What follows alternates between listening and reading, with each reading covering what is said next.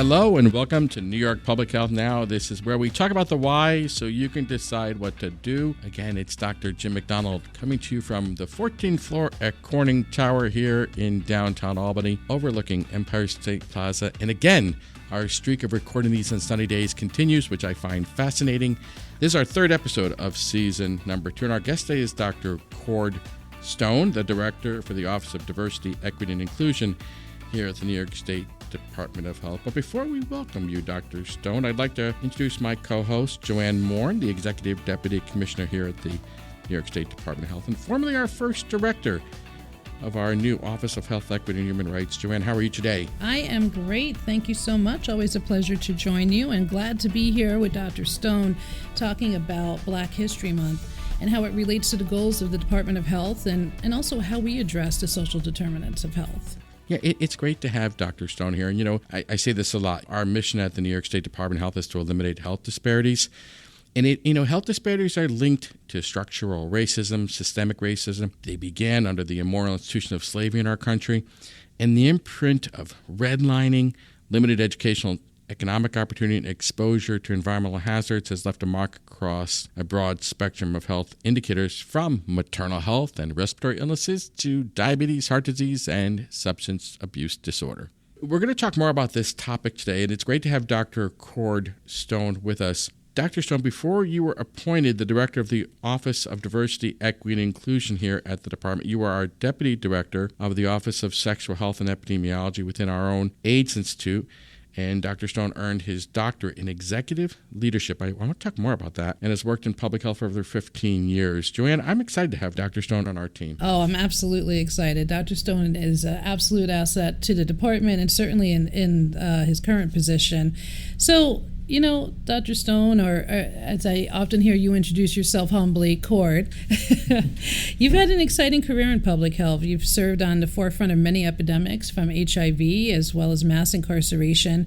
You've also done work related to mental health disorders and the impact of COVID-19, particularly as it relates to the impact on communities of color.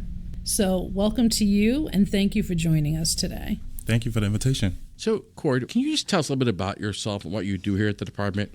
Yeah, sure. So, like you said, I am the Director for the Office of Diversity, Equity, and Inclusion, and I was most recently designated as the Chief Diversity Officer for the department. And this means that I'm responsible and accountable for ensuring that the department has a diversity, equity, and inclusion plan, meeting all of our diversity, equity, and inclusion deliverables that's given by our governor, but also ensuring that we support entities with establishing diversity, equity, and inclusion goals specific to their centers. I'm also charged with advising and collaborating closely with the executive leadership team and the commissioners on strategic direction specific to diversity, equity, and inclusion. In the beginning, Dr. McDonald indicated that you have a doctorate in executive leadership. What is that? Talk to us about what that is. Right. Like, why get a degree in leadership? There's several different requirements in achieving this degree. It was rigorous coursework and field work, but one of the reasons why I wanted to do it is to, just expand my horizons when it comes to being at executive levels of organizations and organizational change. So some of that work includes public and human relations, leadership and cultural change, applied research, leadership in human resource development, and policy, laws, and ethics, just to name a few.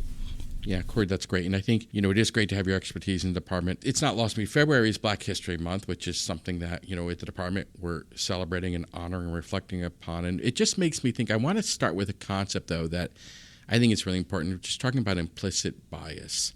Everybody has implicit bias. I have implicit bias. I'm just trying to learn about it and trying to grow as a human being. I'm just trying to become more kind of just different as I think through life, to understand my own implicit bias, how it affects my decisions. But what is implicit bias? Yeah, thank you for the question. And for you to say that everyone has bias, if you didn't think you had a bias, that will be a bias. Isn't that a good point, though? Right. If you don't admit to having a bias, that's a bias. Really good way to put it. Yeah, please keep going. So just the definition of implicit bias is attitudes, stereotypes, opinions, or judgment that's being made towards an individual or group of people that people may not be aware of.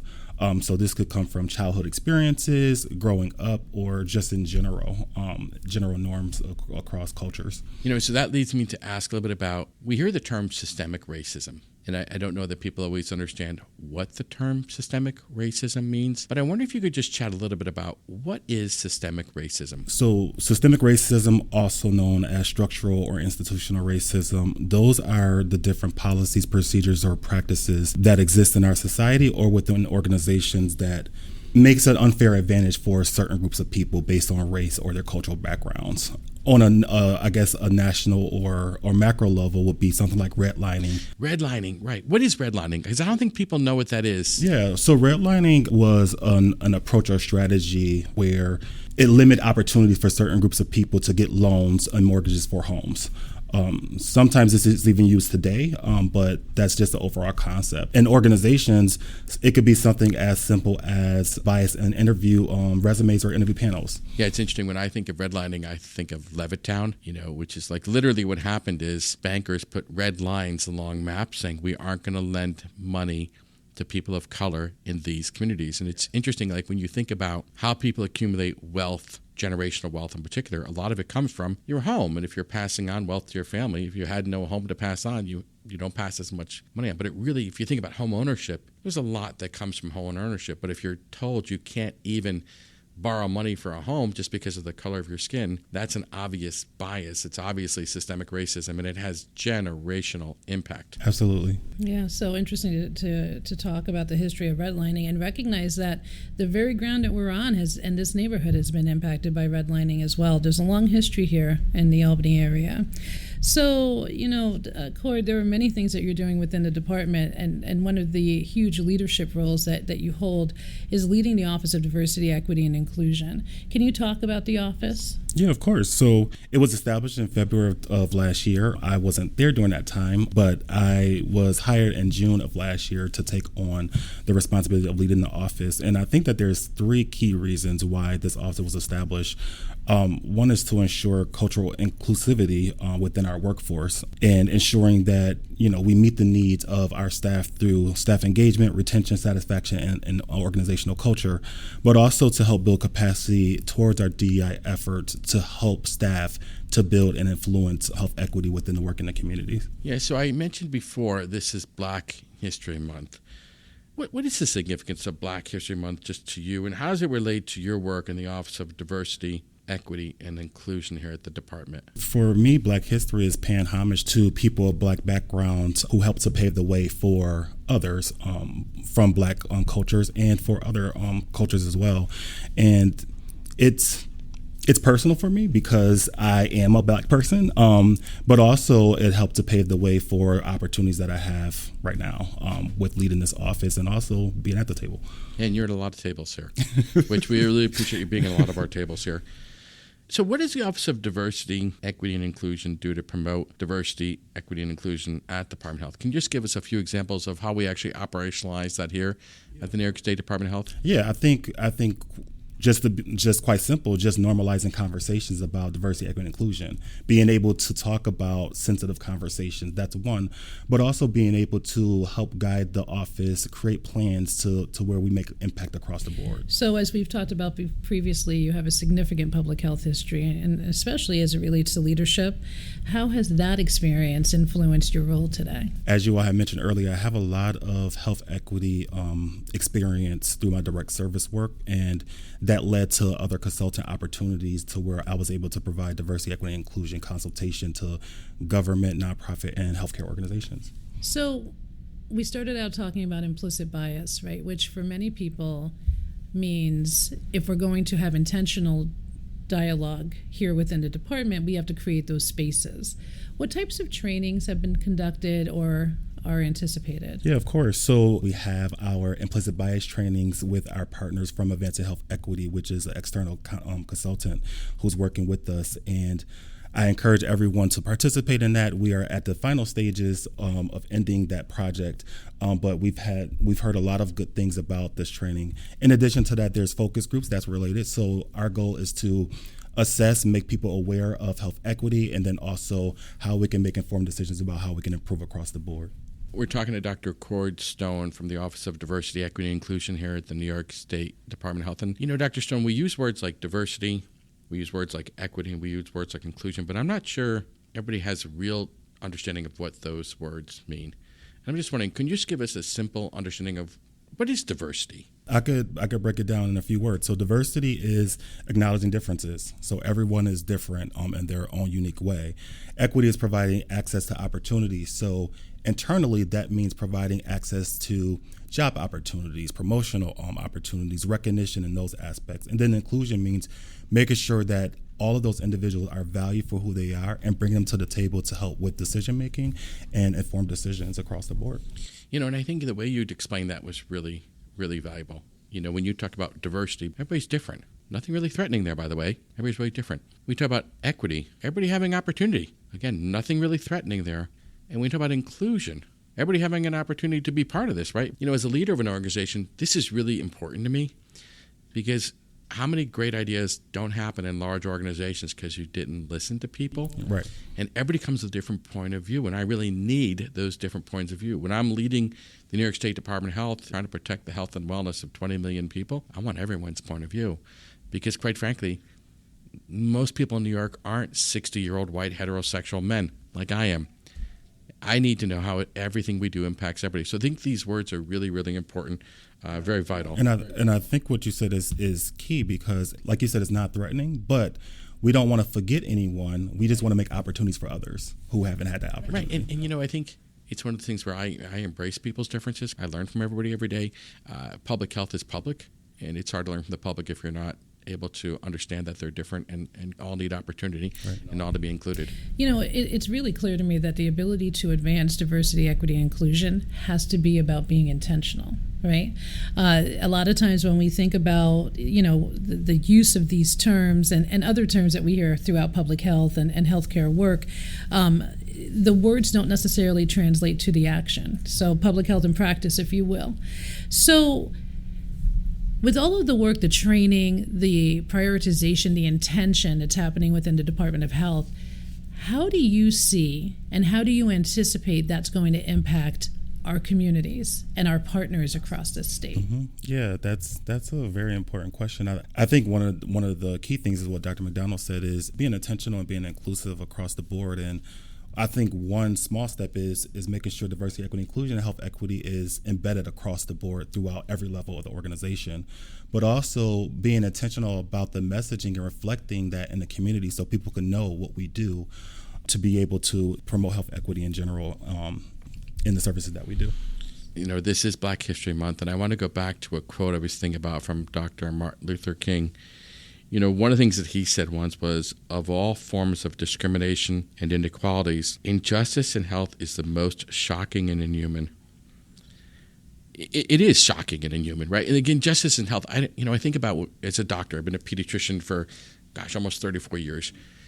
Never looked at a child who was sick differently based on the color of their skin or any other attribute about a child because, you want to help kids get better, period, the end, and prevent problems for them. And really, when I think about healthcare in particular, we all need healthcare. There's a real deep part of my soul that just hurts when I think about people suffering from health disparity because of their race. And I guess I'm just thinking, as you listen to Dr. Martin Luther King's quote, do you have any thoughts about that you'd just share with us? Yeah, I think what you were just talking about reminded me of trauma-informed care. That opportunity where folks could get access to health care, they still have to go home into their communities and live their lives and experience different things that may be different from others. So, I think embedding trauma-informed care into what we do is essential to health equity and diversity, equity, and inclusion, because this work is personal and professional, and we have to take it into consideration both. I can't agree with you more. Trauma-informed care is so significant, and I've been really proud of the fact that the department has prioritized this in many ways, both with pilot projects within healthcare settings and with community-based organizations, with the true intention of making sure that as an individual enters a healthcare facility for service, that from the point of entry to the point of exit, people are educated and aware of trauma and really utilizing the trauma-informed care principles in order to allow people to feel safe. So thank you for raising that and bringing that up. I guess my question to you is there anything that we haven't brought up about the experience that you bring, the office that is, growing and continuing to impact? You have certainly had voice and ability with not only within the department, with other state agencies. How has that interagency relationship grown and prioritized diversity, equity, and inclusion? Yeah, of course. And I think that interagency working and collaboration are key to the success of our efforts to build a more equitable workforce across the state and across the board. Working with other entities has made opportunities for collaborative learning and thinking, and also compiling efforts to be able to inform the governor on her overall decision to make New York State a better place.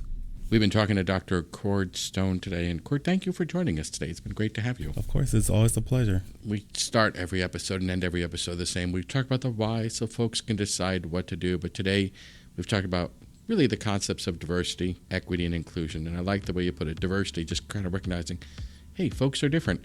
Equity, everybody needs equal opportunities, and inclusion. By the way, you really need everyone to get everything to work. And these aren't threatening terms. These are actually things that make us a better people if we understand them. I was thinking about one of the best books I read last year was The Sum of Us by Dr. Heather McGhee. He just really talked about how when we don't embrace these concepts, it really hurts all of us. So if you want to read Heather McGhee's book, The Sum of Us, that's a good read for me.